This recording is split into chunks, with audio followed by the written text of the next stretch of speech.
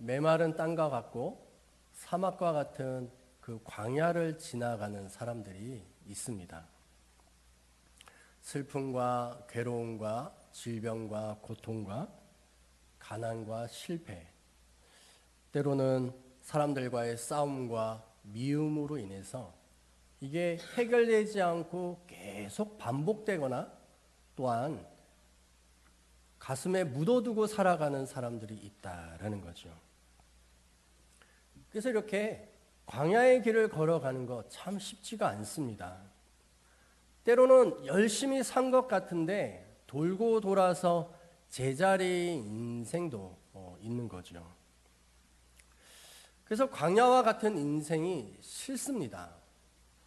하지만 광야는 진정한 믿음의 사람을 확인할 수 있는 자리가 되고 그것이 증명이 될 때 놀라운 하나님의 은혜를 경험할 수 있는 곳이 되는 겁니다.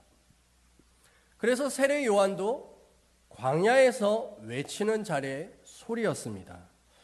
예수님도 광야에서 마귀에게 3번 유혹받았고 그 유혹을 이김으로 인해서 공생애가 시작할 수가 있었습니다. 그러므로 광야란 실패의 장소이기도 하지만 잘 훈련만 받는다면 성공할 수 있는 양극단에 있는 장소다라는 곳입니다. 이스라엘 백성들도 광야에서 40년 훈련 받았습니다. 원망과 불평이 가득했던 그들이었습니다. 결국 광야에서 훈련을 통하여서 하나님의 방식으로 사는 것이 무엇인지를 배울 수 있었던 절호의 기회였습니다.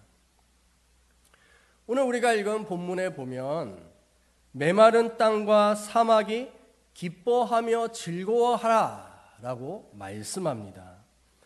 그렇게 할 수 있는 이유가 2절과 같기 때문에 그렇다라고 말하는 거죠. 2절에 보니까 레바논의 영광과 갈멜과 사론의 아름다움을 얻을 것이라 라고 말합니다.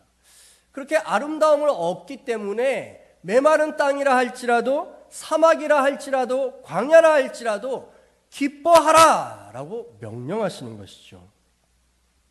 이 레바논이라고 하는 곳은 향기로운 백향목이 많이 나오는 곳입니다.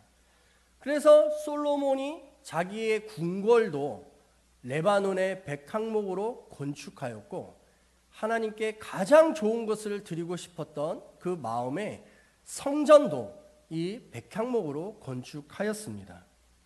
또한 갈멜이라고 하는 이곳도 웅장한 상수리 나무가 많이 있는 곳이었는데 또한 이곳은 엘리야 선지자가 바알의 850명과 싸워 이겼던 하나님의 불의 임재가 있었던 승리의 장소가 바로 갈멜이었습니다.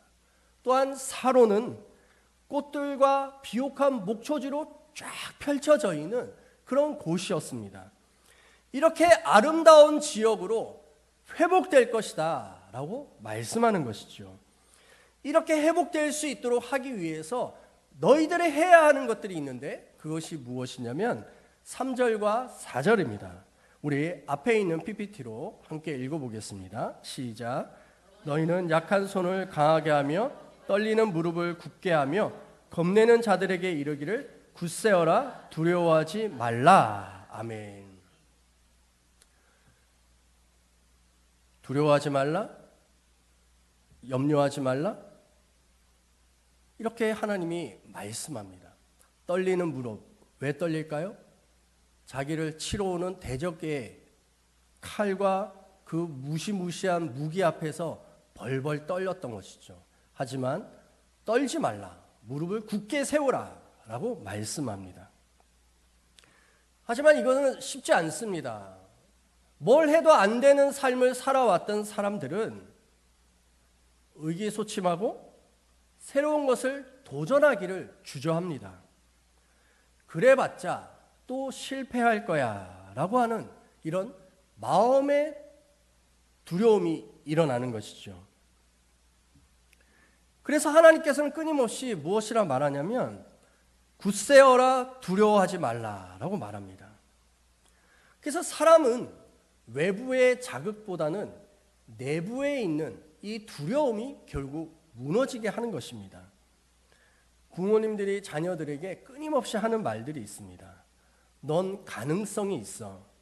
얼마든지 할 수 있어. 해봐. 도와줄게. 이렇게 격려해 줍니다. 하지만 대부분의 자녀들은 뭐라고 말합니까? 아니에요. 난 못하나 봐요. 못할 것 같아요. 해봤자 또 실패할 거예요. 난 뭘 할 수 있는지 자신감이 없어요. 이러면서 계속해서 두려운 마음으로 앞으로 나오지 못하는 것이죠. 이런 모습은 마치 하나님과 우리와도 동일하다라는 생각이 듭니다. 하나님은 계속해서 두려워하지 말라, 무서워하지 말라, 내가 너와 함께 하겠다, 세상 끝날까지 너를 지키겠다라고 말씀하시지만 우리는 아니에요. 무서워요. 감당할 수 있는 능력이 없어요. 제가 안 되는 이유는 100가지라도 이야기할 수가 있어요. 해보라고 하지 마세요. 나는 그냥 머물러 있을 거예요. 라고 하나님 앞에 항변하는 것이죠. 그러므로 우리는 외부의 어떤 공격이 아니라 우리 안에 있는 두려움을 몰아내야 할 줄 믿습니다. 한번 해보자, 할 수 있다라고 하는 이런 믿음이 있어야 한다라는 것이죠. 이것은 자기 자신이 능력이 있어서 그렇게 하는 것이 아닙니다. 물론 능력이 있을 수도 있죠. 하지만 더 큰 능력의 근원이 되시는 하나님이 계시기 때문에 할 수 있는 줄 믿습니다. 이런 사람들은 어떤 사람들이냐? 보지 못했던 것이 보이는 눈을 가진 사람입니다. 듣지 못했던 소리를 들을 수 있는 귀를 가진 사람들이다라는 것입니다. 5절에 보니까 뭐라고 말합니까? 그때 맹인의 눈이 밝을 것이며 못 듣는 사람의 귀가 열릴 것이며 이렇게 말합니다. 맹인과 듣지 못하는 사람, 농인이라고 얘기하죠. 장애인입니다. 1차적으로는 신체의 장애를 가지고 있는 사람을 말씀합니다.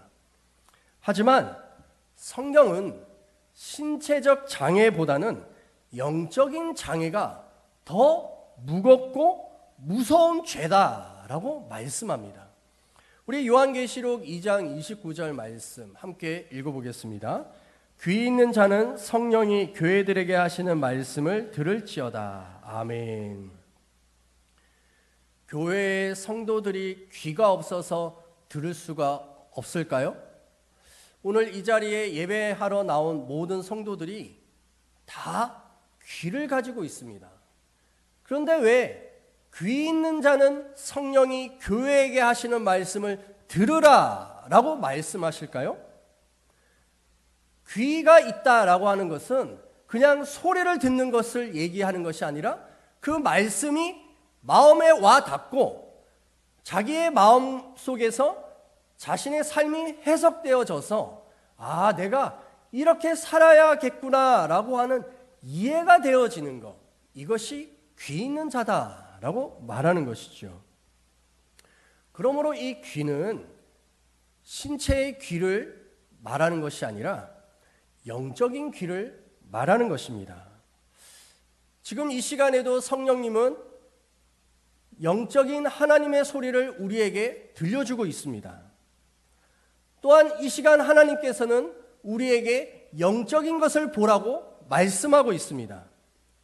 주님이 말씀하시는 그 말씀을 붙잡고 순종하는 그 삶, 그 삶이 바로 귀 있는 자다라고 말하는 것이죠. 소귀의 경읽기라고 하는 말이 있습니다. 소에게 아무리 경문을 읽힌들 소는 알아듣지 못한다라는 거죠. 소가 그 소리를 못 듣는 것입니까? 소리는 듣습니다. 하지만 이해하지 못한다라는 것이죠. 마찬가지입니다. 하나님의 말씀이 우리의 삶에 들려지고 읽혀질 때 우리는 보지 못하는 것을 보게 되고 듣지 못하는 것을 듣게 되는 줄 믿습니다. 그래서 맹인의 눈이 밝아지고 못 듣는 사람의 귀가 열린 그 사람들은 약한 손을 강하게 하며 떨리는 무릎을 굳게 하고 겁내는 자들이 굳세게 되고 두려워하지 않게 된다라고 말씀하는 것입니다. 그러므로 하나님을 신뢰하십시오. 하나님만을 굳게 붙잡으십시오. 하나님이 구원이 되는 줄 믿습니다. 사람들은 살아가면서 지푸라기인 줄 모르고 그것이 마치 자기를 구원해 줄 것인 양 붙잡습니다. 또 어떤 사람들은 자기가 붙잡은 것이 썩은 동아줄인 줄도 모르고 그것이 자기를 구원해 주실 있는 것인 양 그것을 굳게 붙듭니다. 하지만 결국 그 사람이 붙잡았던 지푸라기라든지 썩은 동아줄은 그 사람을 배신하게 되는 것입니다. 하지만 하나님을 붙잡는 자들은 하나님께서 신실하심으로 그 사람을 구원해 주시는 줄 믿습니다. 우리 이사야 35장 6절 말씀 함께 읽겠습니다. 시작. 그때 저는 자는 사슴같이 뛸 것이며 말 못하는 자의 혀는 노래하니니 이는 광야에서 물이 솟겠고 사막에서 시내가 흐를 것임이라. 아멘. 몸에 장애가 있는 사람이 사슴과 같이 뛸 것이다 라고 말씀합니다. 말 못하는 자의 혀가 풀려서 노래하게 될 것이다 라고 말합니다. 메마른 땅 광야와 사막에 시내가 흐르고 물이 솟구칠 것이다 라고 말씀하고 있습니다. 참 놀랍지 않습니까? 우리의 인생이 이와 같이 된다면 얼마나 행복하고 즐거운 인생이 될 수 있을까? 우리의 삶 속에서 신체적인 장애뿐만이 아니라 사실은 마음의 병이 들어서 쩔뚝거리는 그런 장애를 가지고 있는 사람들이 참으로 많습니다. 늘 무엇을 할 때 주저하는 것이죠. 심지어 요즘은 무엇을 결정을 하지 못해가지고 결정 장애를 가지고 있다 이렇게까지 또 이야기를 합니다. 혹시 중국집 가면은 짜장면을 먹을지 짬뽕을 먹을지 선택 못 하시는 분 계신가요? 그래가지고 뭐가 나온 거예요? 메뉴가? 짬짬이 나오죠. 와, 우리나라 사람 대단한 겁니다. 네, 결정을 못 하니까 둘 다 먹어라 해가지고 반반씩 담아주는 거예요. 두렵고 무엇을 선택하는 것이 내가 실패하면 어떻게 할까라고 하는 것으로 주저하게 되는 거죠. 하지만 하나님을 신뢰하면 어떻게 될까요? 하나님은 설령 기도하고 잘못된 것을 선택할지라도 하나님은 협력하여 선을 이루게 하시는 분이신 줄 믿습니다. 그러므로 무엇인가를 결정할 때 두려워할 필요가 없어요. 무엇이 옳은 건지 우리는 잘 모릅니다. 그냥 기도하고 선택하는 것이죠. 하나님께서 모든 것을 선으로 바꾸어 주시는 줄 믿습니다. 사랑하는 조암신흥교회 성도 여러분, 그래서 마음이 우울하고 슬픈 감이 있으면 혼자 있지 마십시오. 마귀는요 끊임없이 나락으로 떨어뜨리려고 해요. 그래서 어떻게 해야 되느냐? 하나님을 뜨겁게 찬양할 수 있는 자리로 나와야 하는 것입니다. 혼자 찬양하는 것이 어려우면 오늘 오후 찬양 예배가 있는 것처럼 많은 성도들과 함께 뜨겁게 찬양할 수 있는 그 자리로 나와서 하나님을 찬양할 때 우리의 몸이 뜨거워지고 우리의 마음이 밝아지며 우리의 육체가 회복되는 줄 믿습니다. 그래서 찬양은 하나님의 임재를 당길 수 있는 능력이다라고 말씀합니다. 우리 시편 22편 3절 우리 함께 읽어보겠습니다. 이스라엘의 찬송 중에 계시는 주여 주는 거룩하시니이다. 아멘. 이스라엘의 찬송 중에 하나님께서는 계신다라고 말씀합니다. 하나님을 예배하고 하나님을 뜨겁게 노래할 수 있는 그 자리로 여러분들 함께 모이십시오. 하나님의 말씀이 자기 자신을 위한 말씀이라고 들린다면 그 사람은 들을 게 있는 귀가 있는 것입니다. 하나님의 말씀이 읽히고 그 말씀대로 살고자 애쓴다면 영적인 것을 보는 사람이 되는 것입니다. 이런 사람들은 사슴과 같이 뛰게 될 줄 믿습니다. 이런 사람을 누구라고 하느냐? 우리 성경을 한번 통해서 보겠습니다. 이사야 35장 8절입니다. 시작.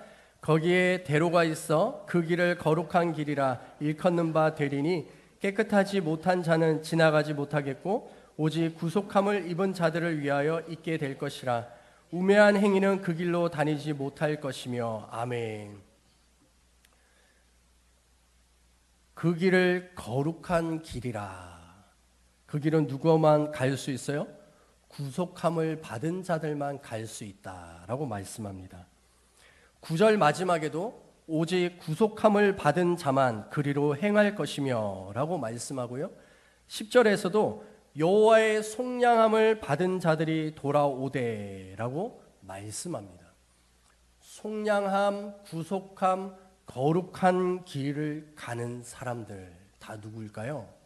바로 예수 그리스도 그 십자가에서 자기의 죄가 해결된 사람, 거듭난 사람이 바로 하나님의 길을 걸어갈 수 있는 자가 되는 줄 믿습니다.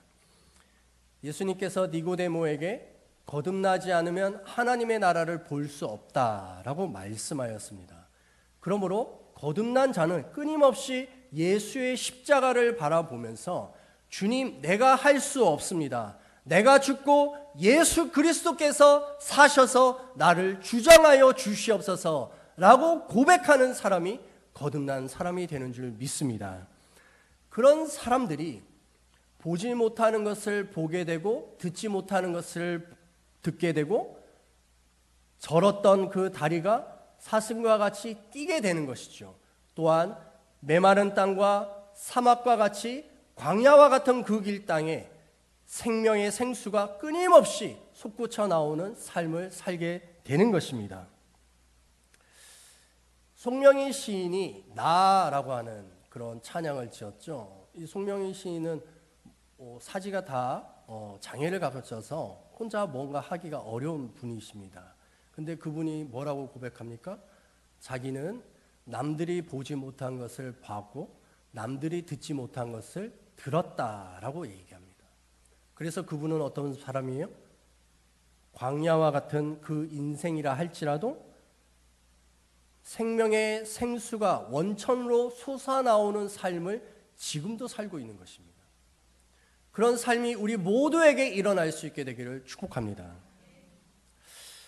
오늘 우리가 읽은 이 이사야 35장의 이 말씀이 언제 이루어질까요? 우리가 죽어서 가는 천국, 그 천국에서 이루어질까요? 이 천국은 이미 이 땅에서 시작한 줄 믿습니다. 세례 요한과 예수님의 대화 속에 그 답이 나옵니다. 마태복음 11장을 보면 세례 요한은 광야에서 외치는 자의 소리였습니다. 주의 길을 오시기를 위해서 그 길을 곧게 하였던 사람이었습니다. 하지만 세례 요한은 감옥에 갇혔습니다. 1년 이상 감옥에서 지냈습니다. 언제 풀려날지 아니면 언제 죽을지 알 수 없는 기약 없는 삶을 감옥에서 보내고 있었습니다. 세례 요한은 자기의 제자들을 불렀습니다. 가서 예수님께 물어봐라. 오실 그이가 당신이십니까? 아니면 우리가 다른 일을 기다려야 하는 것입니까? 주님이 누구신지를 너무나도 잘 알고 있었던 세례 요한마저도 감옥에 오래 갇혀 있다 보니까 예수님에 대해서 믿음이 흔들리는 것입니다. 그래서 물어보게 한 것이죠. 예수님께서 뭐라고 대답하셨습니까? 그래, 내가 메시아야. 이렇게 대답하면 얼마나 간단하고 쉽습니까? 하지만 예수님은 이스라엘의 대화 방식 하브루타로 대답하십니다. 마태복음 11장 5절 말씀 우리 함께 읽어보겠습니다. 맹인이 보며 못 걷는 사람이 걸으며 나병 환자가 깨끗함을 받으며 못 듣는 자가 들으며 죽은 자가 살아나며 가난한 자에게 복음이 전파된다 하라. 아멘. 마태복음 11장 이 5절의 말씀은 어디에 나오는 말씀이에요? 이사야 35장에 나오는 말씀이라는 것이죠. 예수님은 이 말씀으로 구약에서 예언되어져 있는 메시아가 바로 나야 라고 대답을 하고 있는 것입니다. 주님은 오늘도 우리들에게 명령하십니다. 너의 그 길이 예수의 길을 따라가는 길이냐, 자기의 십자가를 짊어지고 예수를 쫓는 길이냐라고 물어보시는 것이죠. 세상의 소리를 듣지 말고 하나님의 소리를 들으라라고 말합니다. 세상에 무엇인가를 보려고 아등바등하지 말고 하나님의 말씀을 보기 위하여 너의 삶을 들여라라고 말씀하고 있는 것입니다. 그래서 이사야 34장 16절은 이렇게 말씀합니다. 우리 함께 읽겠습니다. 너희는 여호와의 책에서 찾아 읽어보라. 이것들 가운데서 빠진 것이 하나도 없고 제짝이 없는 것이 없으리니 이는 여호와의 입이 이를 명령하셨고 그의 영이 이것들을 모으셨음이라. 아멘. 하나님의 책 성경이야말로 우리를 온전하게 할 수 있는 능력이 되는 줄 믿습니다. 하나님의 음성이 들릴 때 세상의 혼잡한 소리가 멈추게 되는 것입니다. 오늘을 살아가고 있는 이 혼탁한 세상 속에서 우리는 어디에다가 시간을 쏟고 있습니까? 무엇을 보느라 정신이 없이 살아가고 있는 것입니까? 하나님께서 오늘 말씀합니다. 하나님의 말씀을 듣고 말씀을 읽고 그 말씀을 가지고 힘을 내가 두려워하지 말라. 굳세라. 반드시 너의 인생에 광야와 같은 길이라 할지라도 사막의 길이라 할지라도 생명의 생물이 솟아나오는 시내가 될 것이다. 믿으십니까? 아멘입니다. 우리 이 시간 함께 결단의 기도를 드립시다. 하나님, 내가 하루에 4장 이상씩 성경을 읽겠습니다. 하나님, 내가 하루에 30분 이상씩 기도하겠습니다. 하나님, 그 말씀을 붙잡고 내가 묵상하고 또한 그것을 내 삶에 적용하며 살아가겠습니다. 우리 함께 주여를 청하며 기도하겠습니다. 주여! 할렐루야. 하나님 아버지, 우리의 삶 속에서 맹인이 있습니까? 듣지 못하는 장애를 가지고 있는 사람이 있습니까? 뛰지 못하는 다리를 가지고 있는 사람들이 있습니까? 마음의 병으로 인하여서 무엇을 하나 하지 못하고 주저하고 있는 사람들이 있습니까? 하나님의 말씀은 능력이라 말씀하였습니다.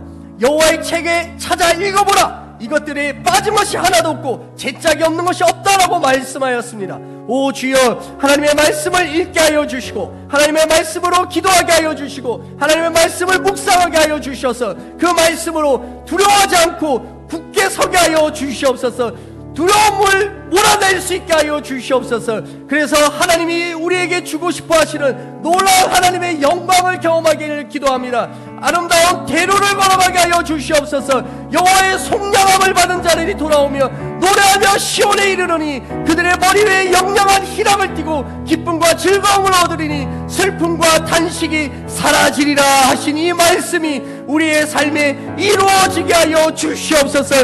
이루어지게 하여 주시옵소서. 예수를 믿고 살아가는 그 삶이 슬플 수가 없습니다. 예수를 믿고 살아가는 그 삶이 기쁘지 않을 수가 없습니다. 오 주여, 우리의 삶 가운데 하나님을 찬양하며 하나님을 노래할 수 있는 자들이 되게 하여 주시옵소서. 하나님을 바라보며 살아갈 수 있는 귀한 하나님의 모든 백성들 될 수 있게 되기를 기도하오니 주여 긍휼을 여겨 주시옵소서. 예수님의 이름으로 기도드립니다. 아멘.